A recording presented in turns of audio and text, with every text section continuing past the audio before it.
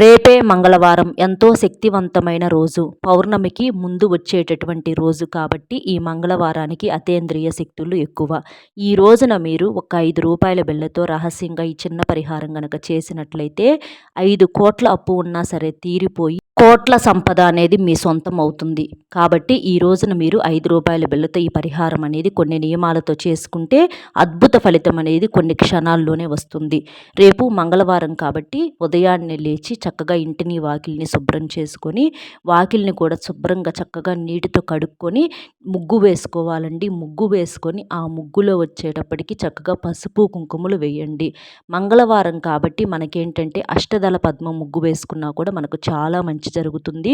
దోషాలన్నీ కూడా తొలగిపోతాయి.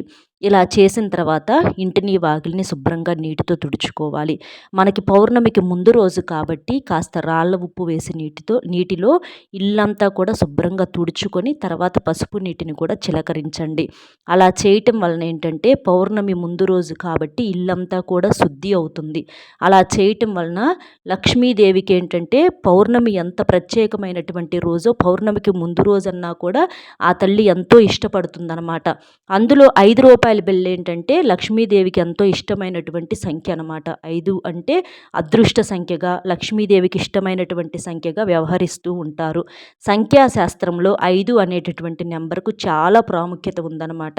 కాబట్టి ఈ రూ. 5 బిళ్ళతో ఈ పరిహారం వల్ల ఏంటంటే మనకు ఉన్నటువంటి ధనానికి అడ్డంకులు ఏవైతే ఉన్నాయో అవన్నీ కూడా తొలగిపోయి మనకు సంపాదన అనేది దూసుకు రావటానికి అవకాశం అనేది ఉంటుందన్నమాట.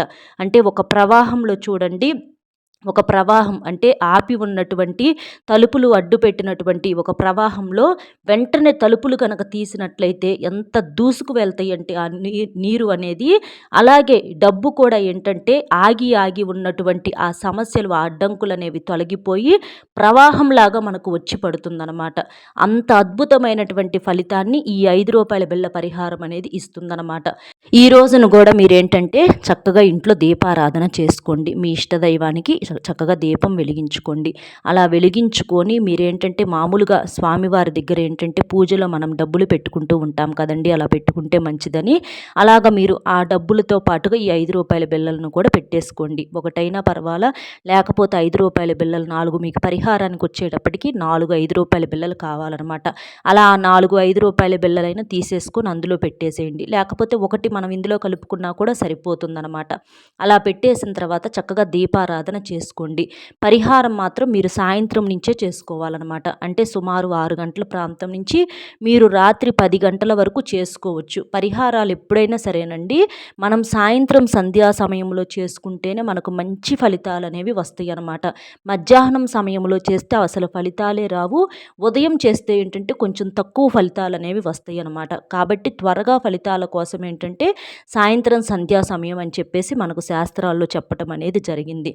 ఈ రోజున కూడా మాంసాహారం అనేది వండకూడదు, తినకూడదు. చక్కగా ఇల్లును శుద్ధి చేసుకోండి.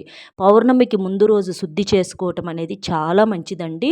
అలాగా అంటే మాంసాహారం వండకూడదు, నలుపు రంగు బట్టలు ధరించకూడదు, గోళ్ళు కత్తిరించుకోవటం, జుట్లు విరబోసుకోవటం, గడపలను తొక్కటం, ఇల్లంతా కూడా చెత్తా చెదారాలతో నింపి ఉండటం, ఇలాంటివి చేస్తే లక్ష్మీదేవి ఆ ఇంట నిమిషం కూడా నిలబడదనమాట.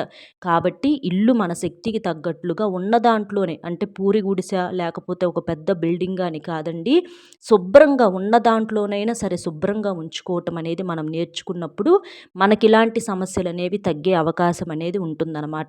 ఇక అలా చేసేసి ఈ రూ. 5 బిళ్ళలు వచ్చేటప్పటికి 4 తీసుకోవాలన్నమాట. ఈ రూ. 5 బిళ్ళలు 4ని కూడా కాస్తంత పసుపు నీటితోటి క్లీన్ చేసేసేయండి. తర్వాత మళ్ళీ మామూలు నీటితో కూడా శుభ్రంగా కడిగేసేయండి. ఎందుకంటే రూ. 5 బిళ్ళలు కాబట్టి మనం కడుక్కోవటం వలన మనకి ఎటువంటి నష్టం అనేది ఉండదండి. ఎందుకంటే ఎన్నో రకాలైనటువంటి చేతులు మారుతూ వస్తూ ఉంటాయి, ఎంతమందో తాకుతూ ఉంటారనమాట. వారికి ఉన్నటువంటి చెడు అనేది వీటిని తాకుతుంది. కాబట్టి మనం కడగటం వలన పసుపు నీటితోటి ఆ దోషమంతా కూడా పూర్తిగా పోతుందనమాట. అప్పుడు మనం చేసే పరిహారం తొందరగా ఫలితం అనేది రావటానికి అవకాశం అనేది ఉంటుందన్నమాట. అలా తీసేసుకున్న తర్వాత మీరేం చేస్తారంటే పసుపు ఉంటుంది కదండీ! మనకు వంటల్లో వేసుకునే పసుపు కాకుండా మనం పూజల కోసం ఉపయోగించుకునే పసుపు ఉంటుంది కదా! అదైనా లేకపోతే పసుపు కొమ్ములు ఉంటాయి. కొంతమందికైతే చక్కగా మంచిగా ఫ్రెష్‌గా దొరుకుతాయండి పసుపు కొమ్ములు. అసలు ఆ పసుపు కొమ్ములతో మనం పసుపు పేస్ట్ తయారు చేసుకొని ఇలా పరిహారాలకు కానీ, వంటల్లో కానీ వేసుకుంటే ఆరోగ్యానికి కానివ్వండి, పరిహారానికి కానీ ఎంత చక్కగా సిద్ధిస్తాయోనండి. అలాగే పసుపు కొమ్ములు కూడా డ్రైగా అంటే ఎండిన వాటిని కూడా దంచుకొని మనం మరాడించుకుంటే చక్కగా పసుపును మనం ఇంట్లోనే అంటే మన చేత్తో మనం ఎటువంటి కల్తీ లేకుండా పసుపును తయారు చేసుకుంటూ ఉంటామన్నమాట. అలాంటి పసుపుతో ఏంటంటే మనం చేసుకున్నప్పుడు ఈ పరిహారాలు కానీ ఏవైనా అద్భుతంగా సిద్ధిస్తాయన్నమాట. ఎందుకంటే బయట వాటిట్లో ఎక్కువగా రంగులు అవి కలుపుతూ ఉంటారు కాబట్టి వాటికి ఉన్నటువంటి పవర్ అనేది కొంచెం తగ్గిపోతుంది. కాబట్టి మీకు అవకాశం కుదిరితే పసుపు కొమ్ములతో మర ఆడించి ఆ పసుపుని వాడుకునే ప్రయత్నం చేయండి. అంటే ఇప్పటికిప్పుడనే కాదండి, మామూలుగానైనా సరే అలా చేయండనమాట తర్వాత అయినా సరే. ఇక ఒక చిటికెడు పసుపుని తీసుకోండి. తీసుకున్న తర్వాత మీరేంటంటే ఆ పసుపులో కాస్తంతగా మనకిది రోజ్ వాటర్ ఉంటాయి కదండీ! ఆ రోజ్ వాటర్ వేసేసి చక్కగా పేస్ట్ లాగా కలపాలి. నీటిని కాకుండా రోజ్ వాటర్ వేసి పేస్ట్ లాగా కలిపేసేసేయండి. మనకంతా కొన్ని 2, 3 చుక్కలైతే రోజ్ వాటర్ చక్కగా మనకి చిక్కటి మిశ్రమంలాగా పేస్ట్ అనేది తయారవుతుంది. రోజ్ వాటర్ ఏంటంటే లక్ష్మీదేవి ఎంతో ఇష్టపడుతుందండి. అంటే గులాబీ రెమ్మలతోటి తయారు చేస్తూ ఉంటారనమాట. వీటికేంటంటే ప్రకృతి యొక్క అనుగ్రహం అనేది పుష్కలంగా ఉంటుంది. గులాబీ పువ్వులను అంటే రోజ్ వాటర్‌ను ఇలాంటి వాటిని లక్ష్మీదేవి ఆ సువాసనను కానివ్వండి, వాటిని కానివ్వండి ఎంతగానో ఇష్టపడుతూ ఉంటుందనమాట. కాబట్టి అవి వేసినప్పుడు వాటికి శక్తి అనేది ఎక్కువగా ఉంటుందనమాట. మనం నీటితో కలిపే కన్నా కూడా ఇలా కలపటం వలన ఇంకా మనకు మంచి ఫలితం అనేది వస్తుంది.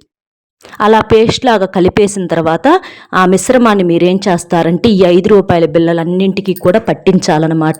ఒక తమలపాకును తీసేసుకొని ఆ రూ. 5 బిళ్ళలన్నింటికి కూడా చక్కగా 2 వైపులా అంటే చక్కగా పసుపు అంతా కూడా రాసేసేయండి. లేకపోతే ఆ పసుపు పేస్ట్‌లోనైనా ఈ రూ. 5 బిళ్ళల్ని ముంచేసేసి పక్కన పెట్టేసేసేయండి.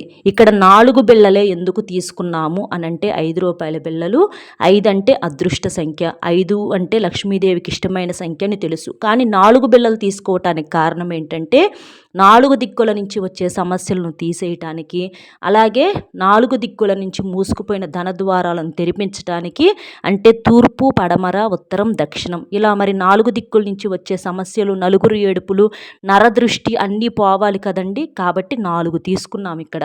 అలా తీసేసుకొని వాటన్నింటినీ కూడా పసుపు పేస్ట్‌లో ముంచేసేసి ఒక తమలపాకు కానీ లేదా ఒక కాగితం కానీ తీసుకొని వాటి మీద పెట్టేసేసేయండి. పెట్టేసిన తర్వాత మీరేంటంటే చక్కగా మీ సంకల్పం అనేది చెప్పుకోండి వాటిని పట్టుకొని. మాకు అప్పులుంటే తీరిపోవాలి, మాకు ఆర్థికంగా బాగా కలిసి రావాలి, మేము సంపాదన పరంగా బాగా కలిసి రావాలి, మేము మంచిగా ఎదగాలి, మాకు అంటే ఒక మంచి ఇల్లు కొనుక్కోవాలి, బంగారం కొనుక్కోవాలి, తాకట్టులో ఉన్న బంగారం విడిపించుకోవాలనో, లేకపోతే మాకేమీ లేకపోయినా పర్వాలా అప్పు లేకుండా ఉంటే చాలు అని చెప్పి మీకు ఏదైతే కోరిక ఉంటుందో ఆ కోరిక చక్కగా చెప్పుకోండి. చెడు పోయి మాకు మంచి వచ్చేలా చేయమని చెప్పేసి చక్కగా సంకల్పం చెప్పుకొని ఇక రూ. 5 బిళ్ళని దేవుడి ముందల రాత్రిపూట ఇక ఆ రాత్రంతా వదిలేసేసేయండి. మంగళవారం అంతా కూడా అలా ఉంచేసేసేయండి. ఇంకా అలా ఉంచిన తర్వాత మరుసటి రోజు ఏం చేస్తారంటే ఉదయాన్నే లేచిన తర్వాత మనకు చక్కగా పౌర్ణమి తిథి కూడా కలిసి వచ్చిందండి. ఇక ఈ పౌర్ణమి తిథి రోజున కూడా మీరేంటంటే మళ్ళీ కాస్త రూ. 5 బిళ్ళలకి ఏంటంటే కాస్తంతగా అంటే సాంబ్రాణి మీరు పూజ చేసుకున్నప్పుడు కూడా అక్కడే ఉంచేసేసి చక్కగా కాస్తంత సాంబ్రాణి హారతి ధూపం ఇవ్వటము, కాస్తంత హారతి కర్పూరంతో హారతి వెలిగించడం, మళ్ళీ పూజ చేసినప్పుడు మళ్ళీ వాటిని మళ్ళీ చక్కగా పూజలో పెట్టేసేసేయండి. అలా పెట్టేసిన తర్వాత ఇక రూ. 5 బిళ్ళని మీరేం చేస్తారంటే పౌర్ణమి రోజు కాబట్టి చాలామంది కూడా చక్కగా గుడికి వెళ్తారనమాట. గుడికి వెళ్ళినప్పుడు ఈ రూ. 5 బిళ్ళల 4 బిళ్ళలు ఉంటాయి కదా, వాటిని తీసుకువెళ్ళి దానికి తోడు ఇంకొక రూపాయి కలిపేసేసి అంటే రూ. 21 అవుతాయి అనమాట. వాటిని మీరు గుడిలో దానంగా అంటే హుండీలో వేసేసేయాలి.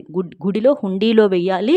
లేకపోతే మనకి అంటే బ్రాహ్మణులు ఉంటారు కదండి, వారికైనా సరే మనము అంటే ఇట్లా హారతి తీసుకున్నప్పుడు అలాంటి సమయంలో అక్కడ వారికైనా సరే వేసేయొచ్చు. ఇలా చేయటం వలన ఏంటంటే మనకున్నటువంటి ఏదైనా తెలిసి తెలియక కర్మలు, పాపాలు, దోషాలు ఉన్నా కూడా ఈ పౌర్ణమి ముందు రోజు కాబట్టి, అలాగే పౌర్ణమితో 2 రోజులు కలిసి చేసుకుంటున్నట్లనమాట మనము. కాబట్టి దీనికి రెట్టింపు శక్తి అనేది ఉంటుందన్నమాట. కాబట్టి అలాంటి చెడు అంతా కూడా తొలగిపోవటానికి మంచి నెంబర్ 1 అవకాశం అనమాట. ఇలాంటి రోజులు మళ్ళీ రమ్మన్నా కూడా రావు.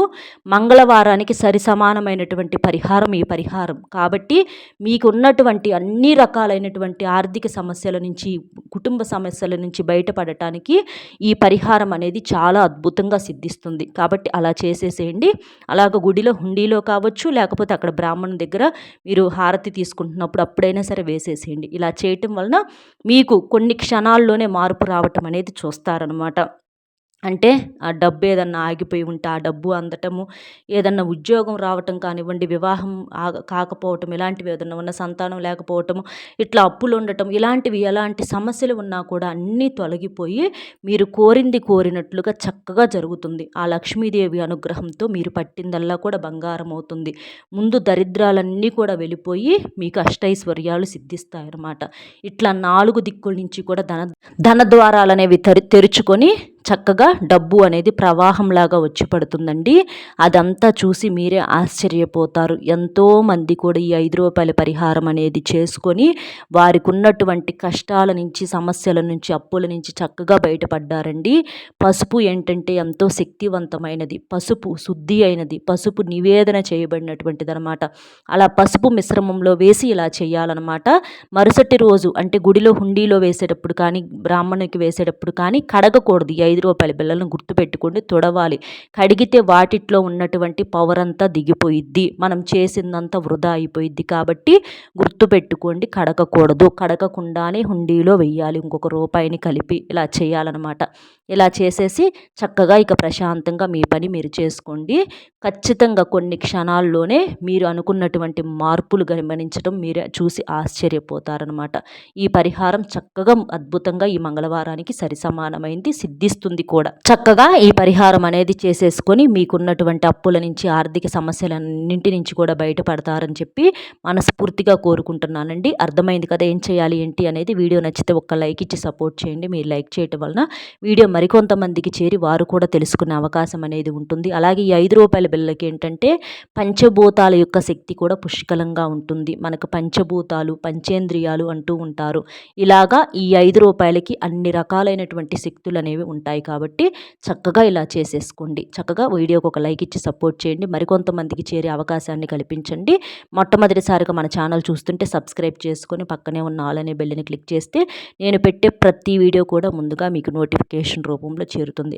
అలాగే మీకు తెలిసినటువంటి మిత్రులు ఎవరన్నా ఉంటే షేర్ చేస్తే వారికి కూడా హెల్ప్ అవుతుంది. కాబట్టి ఒక లైక్ ఇచ్చి సపోర్ట్ చేస్తారని చెప్పి మనస్ఫూర్తిగా కోరుకుంటూ మరొక మంచి విశేషంతో మళ్ళీ కలుద్దాం. సర్వేజన సుఖినో భవంతు. నమస్కారం.